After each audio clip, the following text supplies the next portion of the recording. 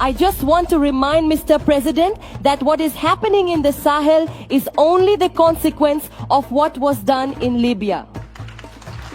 That intervention in Libya where you forgot.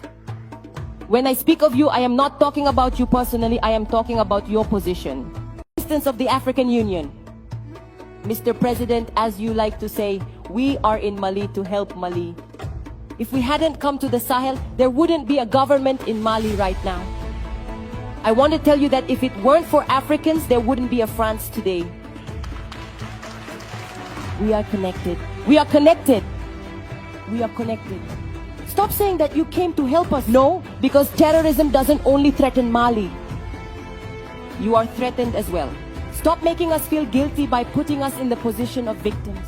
But Mom, I'm not making you feel guilty. Mr. President, I haven't finished. I'm not making you feel guilty. I'm trying to actually restore a reciprocal and respectful dialogue. Yes. We weren't there just for our own interests when we arrived in Mali in 2013, that's a fact. However, what you said about Libya, I've said it several times as president, I agree with what you said. In Libya, we did not respect the sovereignty of a people, and that was a mistake. All right, thank you for acknowledging that.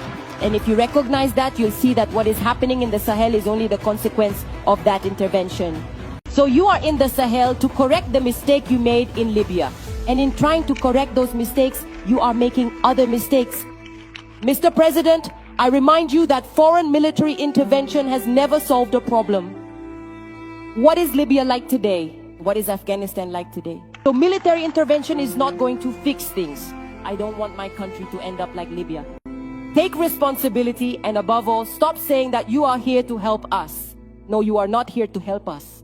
We are in this together. We have a common enemy and we are fighting it together. And finally, these recent exchanges, these last few days between you and the Malian authorities, it's just a disgrace. My name is Raimwende Eldakwama. I am proud to be African. I am Burkinabe, and I am truly a person of great integrity.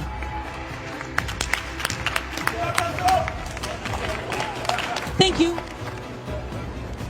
So, there is absolutely no need for me to specify that all of my remarks today will be guided by truth, by sincerity, and by complete frankness.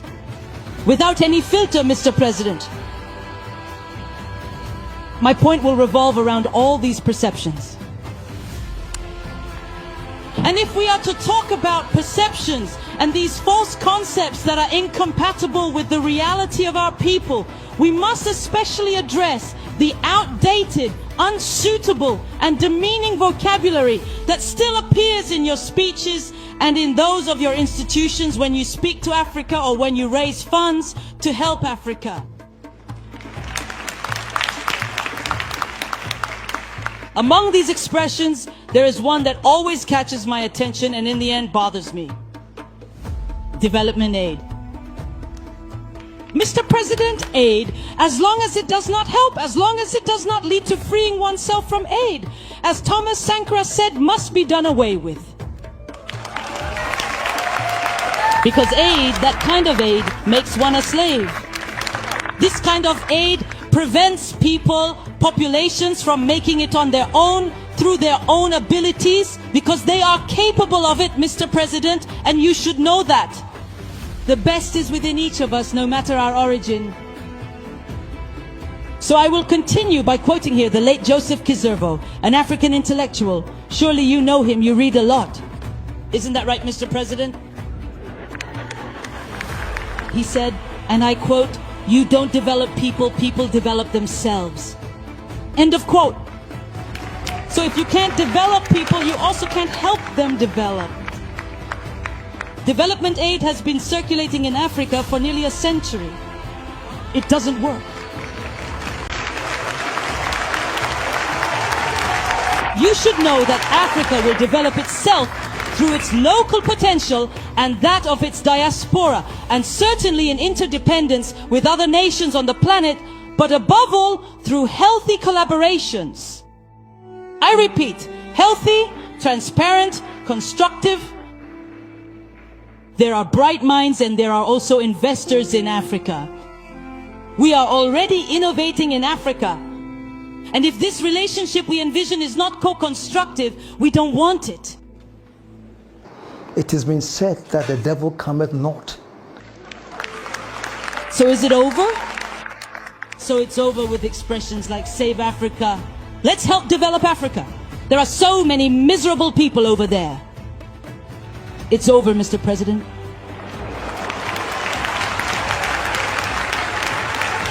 So, if we truly must live together, simply because we absolutely have to, it will be in a state of interdependence, I repeat.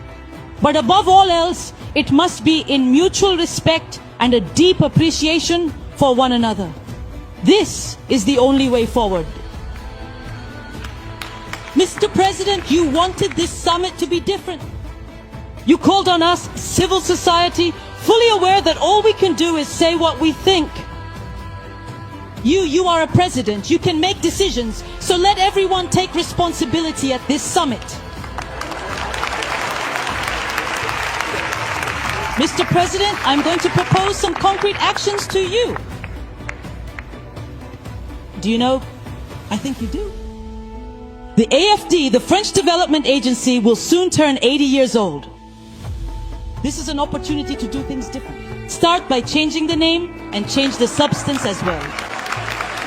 As has been said so well, we want partnerships that are clear, that are transparent, where we too can speak, where we have a say, where we can also take action and bring both intellect and financial resources to the discussion table.